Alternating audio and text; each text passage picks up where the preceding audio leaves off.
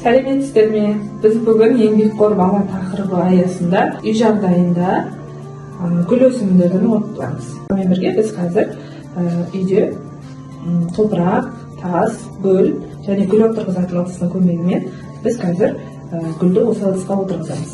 Иә? Қазір Дамир маған көмектеседі.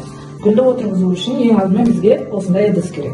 Біз ол ыдыстың түбіне ең бірінші мынандай тастар саламыз, иә? Қане? Саламыз. Бұл тастар бізге не үшін қажет екенін білесің бе, Дамир? Бұл тастар бізге гүлге ауаны өткізіп тұру үшін қажет болады. Барлық тастарды түбіне жақсылап орналастырамыз. Бізге гүлді отырғызу үшін келесі қажет зат ол бізге топырақ. Топыраққа неше түрлі тыңайтқыштар қосылған арнайы гүлді отырғызуға арналған топырақ. Түбіне бірінші аздап қана саламыз, иә? Енді осыған біздің отырғызайын деп тұрған дайын гүлімізді алып, ыдысқа қоямыз.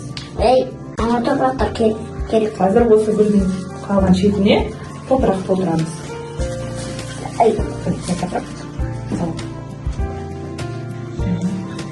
Енді ары қарай біз гүлді отырғызғаннан кейін келесі кезекке гүлге не қажет? Су қажет. Гүлге су құямыз. Мен құямын. Сен құясың. Ақырындап мен қазір көтеріп тұрам жапырағын. Сен гүлге су құясың.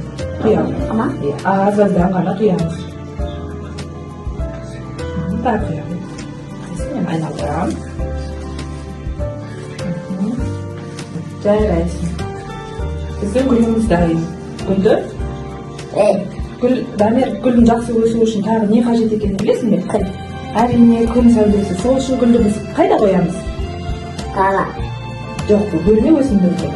Гүлге күн сәулесі қажет, иә? Күн сәулесін қажет болу үшін біз гүлді аламыз да терезенің алдына қоямыз.